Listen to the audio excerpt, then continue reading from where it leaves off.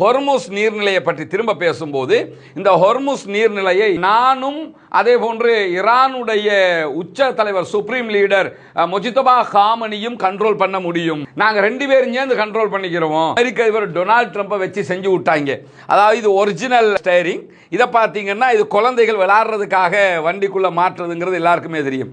இந்த ரெண்டையும் போட்டு காட்டி ஹொர்முஸினுடைய ஒரிஜினல் எங்க கிட்ட இருக்குது, நீங்க வேணும்னா இதுல விளையாடிக்கிறீங்க அப்படின்னு சொல்லி கிண்டலாக அவர்கள் இந்த செய்தியை வெளியிட்டிருப்பதையும் நீங்க பார்க்க முடியும். மிக தெளிவாக இன்றைக்கு கத்தருடைய ஃபாரின் மினிஸ்டர் ஒரு செய்தியை சொல்லிவிட்டார். அது என்ன செய்தி என்று கேட்டா, இந்த யுத்தத்தில் வளைகுடா பிராந்தியத்தினுடைய பாதுகாப்பு அமைப்பு மொத்தமாக உடைந்து சுக்குநூறாகி விட்டது. இதுதான் மெயின் சாப்டர். என்னன்னு கேட்டா, இந்த யுத்தத்தில் யாரு ஜெயிச்சா யாரு தோத்தாங்கிறத தாண்டி வளைகுடா நாடுகளுடைய பாதுகாப்பு அரணே மொத்தமாக உடைக்கப்பட்டுடுச்சு. காசாவில் அழிக்கும் போது உனக்கு கிளஸ்டர் குண்டுன்னா என்னன்னு தெரியல, கிளஸ்டர் குண்டுடைய அழிவு உனக்கு தெரியல, இந்த கொத்து குண்டால எத்தனை பேர் சாகுவாங்கிறது உனக்கு தெரியல.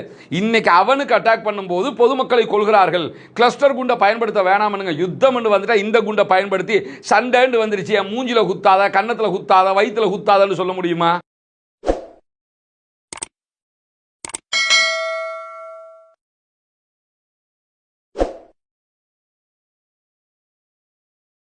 அன்பிற்கினிய சகோதர சகோதரிகளே, நம் அனைவர் மீதும் ஏக இறைவனுடைய அமைதியும் கருணையும் உண்டாகட்டுமாக என்கிற உயரிய பிரார்த்தனைகளோடு பாலஸ்தீனம் மீதான இஸ்ரேலிய ஆக்கிரமிப்பு இராணுவத்தினுடைய 2 ஆண்டுகால யுத்தங்கள் நடைபெற்று முடிந்து இன்றோடு 165வது நாட்களை நாம் கடந்து கொண்டிருக்கக்கூடிய இந்த சூழல்ல இன்றைய நாளிலும் காசாவினுடைய சில பகுதிகளை இலக்கு வைத்து இஸ்ரேலிய ஆக்கிரமிப்பு இராணுவம் சில தாக்குதல்களை மேற்கொண்டிருக்கக்கூடிய செய்திகள் வெளியாகி இருக்கிற அதே நேரத்தில் லெபனானுடைய லிட்டானி ஆற்றை சுற்றி இருக்கக்கூடிய ஆற்றின் மேலால் ஏற்படுத்தப்பட்டிருக்கக்கூடிய எல்லா பாலங்களையும் குண்டு வைத்து தகர்த்து கொண்டிருக்கிறது இஸ்ரேலிய ஆக்கிரமிப்பு இராணுவம் என்கிற செய்திகளும் இன்றைக்கு தொடர்ந்து வெளியாகி கொண்டிருக்கிறது. இப்படியான சூழல்ல நமக்கெல்லாம் தெரியும், ஈரானுக்கும் அமெரிக்க இஸ்ரேலுக்கும் இடையிலான யுத்தம் என்பது எதிர்பாராத பல திருப்பங்களை உண்டாக்கி கொண்டிருக்கிறது.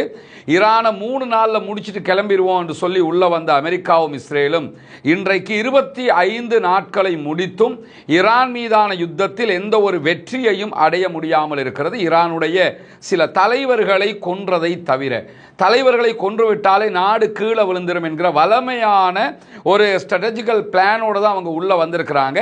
பட் அது தோல்வி அடைந்திருக்கிறது என்பதை தற்போது அவர்கள் உணர்ந்தும் இருக்கிறார்கள். இப்படியான சூழல்ல எப்படியாவது இந்த யுத்தத்தில் இருந்து வெளியேறிவிட வேண்டும் என்பது அமெரிக்காவினுடைய தெளிவான நிலைப்பாடாக மாறி இருப்பதையும் நம்ம பார்க்க முடியும்.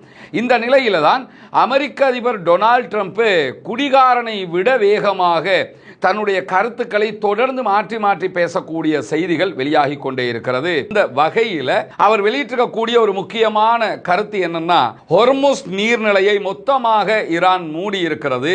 ஹொர்முஸ் நீர்நிலையை நாங்கள் திறந்துருவோம், எங்கள் இராணுவத்தை நாங்கள் அனுப்புவோம், ஹொர்முஸ்ல எல்லாரும் சுதந்திரமா பிசினஸ் பண்ண முடியும் என்றெல்லாம் ஒரு நாள் விட்டு ஒரு நாள் இப்படியான செய்திகளை எல்லாம் அமெரிக்க அதிபர் வெளியிட்டு வந்தார்.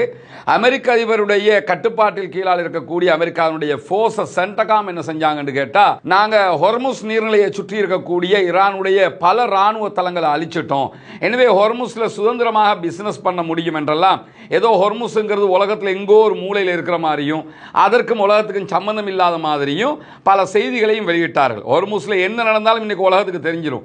ஏன்னா உலகமே ஹொர்முஸால தான் ஸ்தம்பிச்சு நிற்குது என்கிற அடிப்படையில் ஹொர்முஸை பற்றிய பல கட்டுக்கதைகளையும் பொய்களையும் திரும்ப திரும்ப சொல்லி பார்த்தாலும் அது மக்கள் மத்தியிலும் அரசாங்கங்கள் மத்தியிலும் எடுபட முடியாத ஒரு நிலையாக மாறி இருக்கிறது. ஈரான் மிக தெளிவாக இருக்கிறது, இனிமேல் யுத்தமே கிடையாது என்கிற ஒரு நிலையை எடுத்து சர்வதேச நாடுகளை வைத்து அமெரிக்கா ஒப்பந்தமிட்டால் மாத்திரம்தான் நாங்கள் ஹொர்முஸை திறப்போம், இல்லாத பட்சத்தில் ஹொர்முஸ் மூடித்தான் இருக்கும் என்பது அவர்களுடைய நிலைப்பாடு. இந்த நிலையில் நேற்றைய தினம் பேசும்போது அமெரிக்க அதிபர் டொனால்ட் ட்ரம்ப் முந்த நாள் என்ன சொன்னார்னா, 48 மணி நேரங்கள் நாங்கள் காலக்கெடு தர்றோம், 48 மணி நேரங்களுக்குள்ள ஹொர்முஸை திறக்கலைன்னா ஈரானுடைய எல்லா மின் நிலையங்களையும் அட்டாக் பண்ணுவோம்னாரு. அதுக்கு உடனே ஈரான் என்ன செஞ்சாங்கன்னா, எங்கள் மேலே அட்டாக் பண்ணால் உங்களுடைய தளங்களை தாக்குறது மட்டும் இல்லாமல் இஸ்ரேலில் எல்லா மின் நிலையங்களையும் அட்டாக் பண்ணுவோம், மிடில் ஈஸ்ட் கண்ட்ரிகளில் இருக்கக்கூடிய கல்ஃபில் இருக்கக்கூடிய எல்லா மின் நிலையங்களையும் அட்டாக் பண்ணுவோம் என்றும் சொல்லியிருந்தார்கள். அப்படி தாக்குதல்கள் நடத்தப்பட்டால் மிடில் ஈஸ்ட் கண்ட்ரிகள் குறிப்பாக கல்ஃப் நாடுகள் இயங்கவே முடியாது, இஸ்ரேலும் இயங்க முடியாமல் போய் தண்ணீர் பஞ்சம் அவர்களுக்கு நாடுகளுக்கு பாரிய அளவில் ஏற்படுவது மட்டுமல்லாமல் இந்த ஏசி எல்லாம் இல்லாமல் போச்சுன்னா அந்த நாடுகளில் வாழவே முடியாத சூழல் ஏற்பட்டுவிடும். உடனடியாக அமெரிக்க அதிபர் என்ன செஞ்சார்னா, நாங்கள் 5 நாட்களுக்கு அதை தள்ளி போடுறோம் அப்படின்னாரு. பிறகு என்ன சொன்னாரு, நாங்கள் ஈரானோட பேச்சுவார்த்தை நடத்திக்கிட்டு இருக்கோம், ஈரானில் ஒரு முக்கியஸ்தரோட பேசுகிறோம்னாரு. அந்த முக்கியஸ்தர பேர் அவர் சொல்லலை. உடனே ஈரானுடைய அனைத்து தரப்புகளும், இராணுவம், ஜனாதிபதிக்கு கீழ் உள்ளவங்க எல்லோருமே எங்கள் யாரோடையும் அவங்க பேசலைன்னு சொல்லி அறிவித்தாங்க. குறிப்பாக பாராளுமன்ற சபாநாயகர் முகமது ஹலீபாப் மிக தெளிவாகவே நாங்கள் இதை புறக்கணிக்கிறோம், எங்கள் யாரோடையும் பேசவும் இல்லை, இந்த மாதிரியான பூச்சாண்டி வெள்ளம் எங்கிட்ட காட்டாதுன்னு அறிவித்தார். அதுக்கு பிறகு அமெரிக்க ஊடகங்கள் அமெரிக்கா பேசுறதே ஹலீபாபோட தான் சொல்லி சொன்னாங்க. இது எல்லாமே ஈரான்காரங்களுக்கு நல்லா தெரியும். ஏன்னா இப்போ அந்த பிரித்தாலும் சூழ்ச்சியை பண்ண பார்க்குறாங்க. அவரோட பேசணும் இவரோட பேசணும்னு சொல்லும்போது அப்போ ஜனாதிபதியை விட்டுப்புட்டு எதுக்கு ஹலீபாபோட பேசினாங்கன்னு சொல்லி மற்றவங்க நினைப்பாங்க.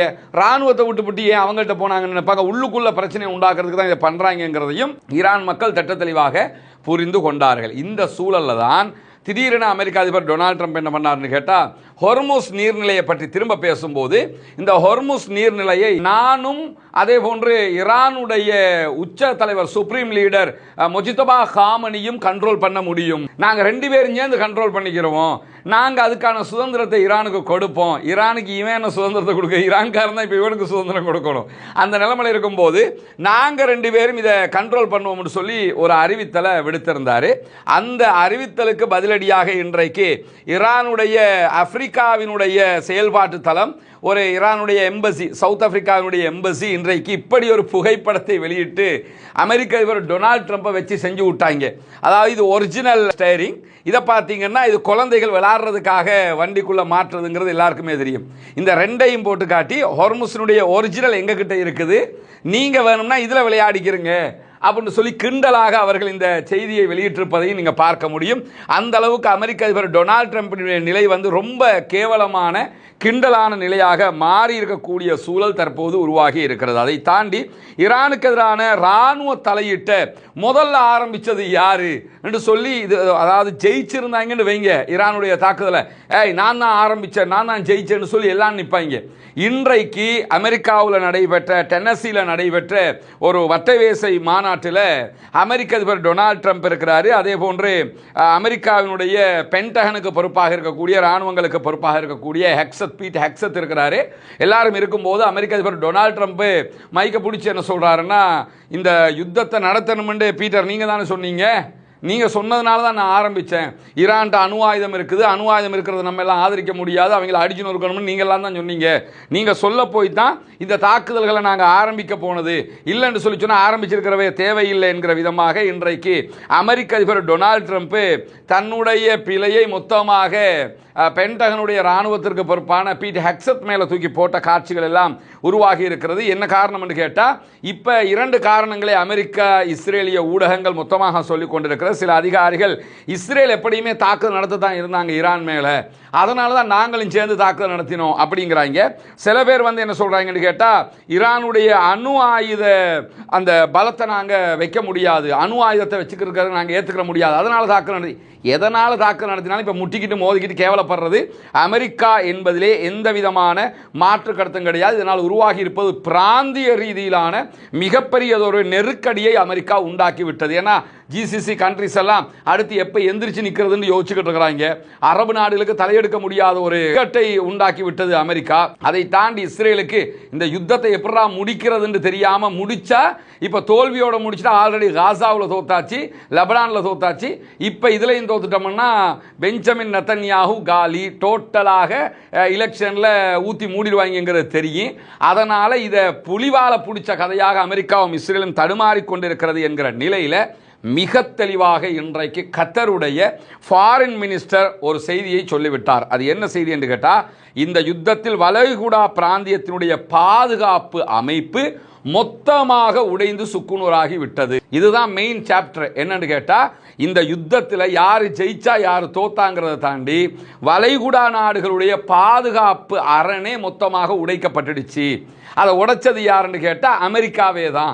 அமெரிக்கா ஈரானோட சண்டைக்கு போனதுனால ஈரான் அமெரிக்காவினுடைய தளங்கள் அரபு நாடுகளில் இருக்கிறதுனால அந்த தளங்கள் மேலே அட்டாக் பண்ணால், இந்த தளங்கள் எல்லாம் ஏன் கொண்டு கத்தார் வச்சாங்க, துபாய் வச்சாங்க, சவுதி அரேபியா, பஹ்ரைனு, இவங்க அத்தனை பேரும் இந்த இராணுவ தளங்களை எல்லாருமே உருவாக்கிக்கிட்டது எதுக்குன்னு கேட்டால், எங்கள் மேலே நாளைக்கு யாராவது அட்டாக் பண்ணினா உடனே அமெரிக்கா காப்பாற்றும், அமெரிக்கா வந்து நிற்பா எங்களுக்காக. அதுக்கு தான் லட்சக்கணக்கு கோடிக்கணக்கு பில்லியன்களில் என்ன பண்ணாங்கன்னு கேட்டால் அமெரிக்காவுக்கு கப்பம் கட்டிக்கிட்டே இருந்தாங்க. பழங்கால மன்னர்கள் மாதிரி இப்போவும் கப்பம் கட்டிக்கிட்டே இருந்தாங்க. அந்த கப்பம் எல்லாம் எடுத்துக்கிட்டு பணத்தை எல்லாம் எடுத்துக்கிட்டு இப்போ யுத்தம் வரும்போது அவன் இஸ்ரேலை பாதுகாக்கிற வேலையை தான் பார்க்குறானே தவிர அதையும் பாதுகாக்க முடியல, அது வேற விஷயம். ஆனால் அரபு நாடுகளை கைவிட்டு விட்டார்கள். அரபு நாடுகளுடைய பாதுகாப்பை மொத்தமாக சுக்குநூறாயிடுச்சு. சில நேரங்களில் நீங்கள் பார்ப்பீங்க, சில அரபு நாடுகள் நாங்கள் ஈரானுக்கு எதிராக தாக்குதல் நடத்த தயாராகி கொண்டு இருக்கிறோம், தயாராகிறோம்னா அந்த தண்ணிக்குள்ளே இறங்க போகிறோம் கையிலேயே பிடிச்சிக்கிட்டு. அது மாதிரி என்னன்னா இறங்கி நீ என்னத்தை பண்ண முடியும், உங்கள்கிட்ட என்ன இருக்குது அங்கே அடிக்கிறதுக்கு? ஒன்று அமெரிக்காவுக்கே தாக்கு பிடிக்க முடியலை, ஒன்றால் தாக்கு பிடிக்க முடியுமா? ஏன்னா அமெரிக்காவை நம்பித்தான் முழுவதுமாக இருந்தார்கள். மொத்தமாக உடைந்து சுக்குநூறாகி விட்டது. இந்த யுத்தத்தின் போது வளைகுடாவினுடைய பிராந்திய பாதுகாப்பு அமைப்பை எடுப்பதற்கு வழி இல்லாமல் உடைந்து சுக்குநூறாகி இருக்கிறது என்று கத்தாருடைய வெளியுறவு அமைச்சகத்தினுடைய செய்தி தொடர்பாளர் இன்றைக்கு மிக தெளிவாக ஒப்புக்கொண்டு அறிக்கை வெளியிட்டிருக்கிறார். இதே நேரத்தில் இன்றைக்கு ஈரான் வெளியிட்டிருக்கக்கூடிய அறிவிப்பில் IRGC வெளியிட்டிருக்கக்கூடிய அறிவிப்பு இன்றைக்கு வெளியாக இருக்கிறது. முழுமையான வெற்றி கிடைக்கிற வரைக்கும் ஆயுதப்படைகள் போராடி கொண்டே இருக்கும் என்று சொல்லி நாட்டினுடைய ஆயுதப்படைகளை மேற்கோள் காட்டி பிரஸ் டிவியிலே வெளியிடப்பட்டிருக்கக்கூடிய அறிவிப்பில் ஹாத்தமல் அன்பியா மத்திய தலைமையகத்தைச் சேர்ந்த அலி அப்துல்லாஹி இன்றைக்கு வெளியிட்டிருக்கக்கூடிய அறிவிப்பில் இதை சொல்லி இருக்கிறாரு. அதாவது IRGCயினுடைய எல்லா செய்திகளையும் யார் வெளியிடுவான்னு கேட்டால் ஹாத்தமல் அன்பியா என்கிற ஆயுத பிரிவு தான் வெளியிடுவாங்க. அவர்களுடைய செய்தி தொடர்பாளர் தான் இந்த செய்தியை வெளியிட்டிருக்கிறாரு. பிரஸ் டிவி இதை ஒளிபரப்பு செய்திருக்கிறது. ஈரானுடைய வலிமையான ஆயுதப்படைகள் ஈரானுடைய ஒருமைப்பாட்டை பாதுகாப்பதையும் பெருமையை பாதுகாப்பதையும் வெற்றியுடனும் உறுதியுடனும் செய்ய வேண்டும் என்பதில் உறுதியாக இருக்கிறார்கள். முழுமையான வெற்றி கிடைக்கிற வரைக்கும் இந்த யுத்தம் தொடரும் அப்படின்னு சொல்லி இன்றைக்கு ஈரான் மீண்டும் அறிவித்திருக்கக்கூடிய செய்திகளுக்கு மத்தியில் இன்றைக்கு ஈரான் பல இடங்களில் இஸ்ரேல் மேலே தாக்குதல்களை நடத்தி இருக்கிறார்கள். டெல் அவீவில் நடத்தப்பட்ட தாக்குதல்களில் புகை மண்டலம் கிளம்பி வருகிற காட்சிகளை நீங்கள் பார்க்குறீங்க. குறிப்பாக ஐநாவில் இஸ்ரேல் ஒரு மசோதாவை கொண்டு வர்றாங்க. என்ன மசோதான்னு கேட்டால், எங்கள் மேலே ஈரான் கிளஸ்டர் வகையான குண்டுகளை பயன்படுத்துகிறாங்க, கொத்து குண்டை பயன்படுத்துகிறாங்க, இது பொதுமக்களை அழிக்கக்கூடியது, எனவே அதை நிறுத்துங்க.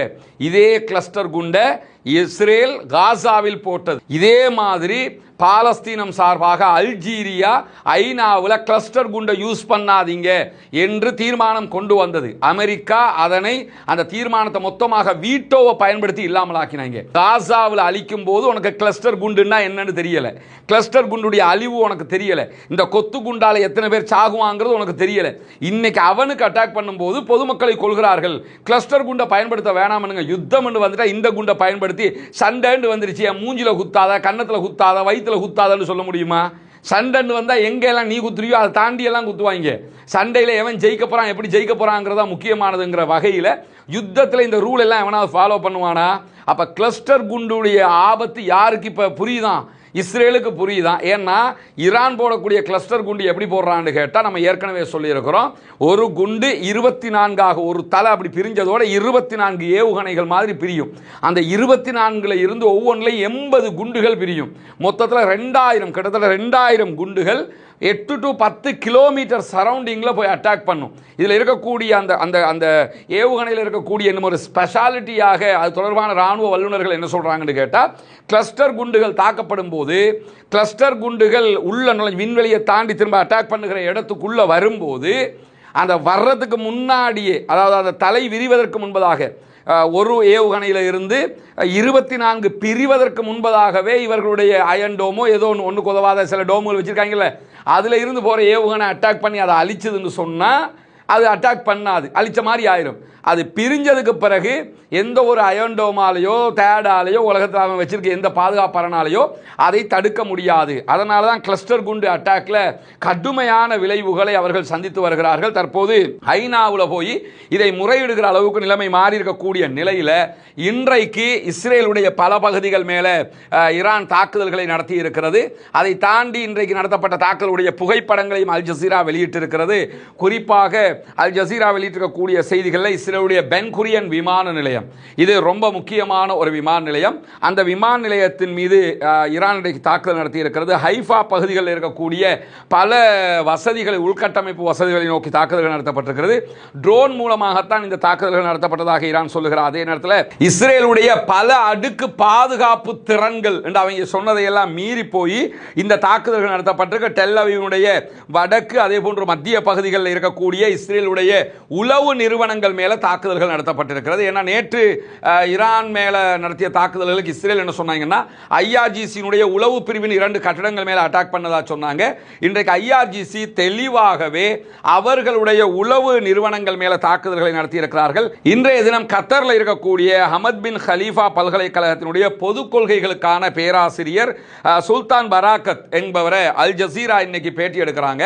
பேட்டி எடுக்கும் போது அவர் என்ன சொல்றாருன்னு கேட்டா, ட்ரம்ப் இப்ப என்ன நிலையில இருக்கிறார் என்று சொல்லி சொன்னா, உண்மையிலேயே ட்ரம்பினுடைய நிலைப்பாடு இந்த யுத்தத்தினால சலித்து போய் இதில் இருந்து வெளியேறதுக்கு ஒரு வழியை தேடிக்கிட்டு இருக்கிறாரு. இந்த யுத்தத்தில் அவர் இனிமே எப்படா தப்பிச்சு போறங்கிற ஒரு நிலையில தான் தற்போது அவருடைய நிலைப்பாடு இருக்கிறது என்று சொல்லி இன்றைக்கு குறித்த பேராசிரியர் சொல்லுகிறது. மட்டுமல்லாம யுத்தத்தை நிறுத்துகிற முடிவு அவருடைய கையில் இல்லை என்பது அவருக்கு தெரியும். அது இஸ்ரேலுடைய கையில் இருக்குது. ஏன்னா யுத்தத்தை ஆரம்பிச்சதும் இஸ்ரேல் தான், யுத்தத்தினுடைய முடிவையும் இஸ்ரேல் தான் முடிவெடுக்கும். ஏன்னா அந்த ஜூவிஷ் லாபிங்கிறது அமெரிக்காவில் உச்சமாக இருக்கிறது. அமெரிக்காவினுடைய எல்லா செயல்பாடுகளையும் முடிவெடுக்கிற அளவுக்கு யூதர்கள் தான் இருக்கிறாங்க. அதனால இந்த யுத்தத்தில் முடிவையே யூதர்கள் தான் முடிவெடுக்க வேணும். அமெரிக்கா வெளியேற நினைக்குது, ஆனாலும் யுத்தத்தை நிறுத்துறதை பொறுத்தவரையில் இஸ்ரேல் நினைச்சா மட்டும்தான் அதை முடியும் என்று சொல்லக்கூடிய ஹமத் பின் ஹலீஃபா பல்கலைக்கழகத்தினுடைய பேராசிரியர் மேலதிகமாக என்ன சொல்றான்னு கேட்டா, இஸ்ரேலுடைய பாதுகாப்பு அமைச்சர் நேற்று ஒரு செய்தியை சொல்லியிருந்தார். அதை சுட்டி காட்டுறாரு. அது என்னன்னு கேட்டா, லெபனானுடைய லிட்டானி நதி வரைக்கும் நாங்க ஆக்கிரமிக்க போறோம் சொல்லியிருக்கிறாங்க. லிட்டானிங்கிற ஒரு ரிவர் இருக்குது. அதற்கு அந்த பக்கம் இஸ்ரேலி போர்சஸ் இருக்கிறாங்க, இந்த பக்கம் லெபனானுடைய போர்சஸ் இருக்கிறாங்க. அதுக்கு பின்னாடி ஹெஸ்புல்லாக்கள் இருக்கிறாங்க. லெபனான் போர்சஸ் யுத்தத்துக்கு வர்றது கிடையாது. அவங்க உள்நாட்டுக்குள்ள ராணுவம் சொல்லிக்கிட்டு சம்பளத்தை வாங்கிட்டு கிடப்பாங்க. சண்டை பிடிக்கிறது முழுவதுமாக ஹெஸ்புல்லாக்கள்.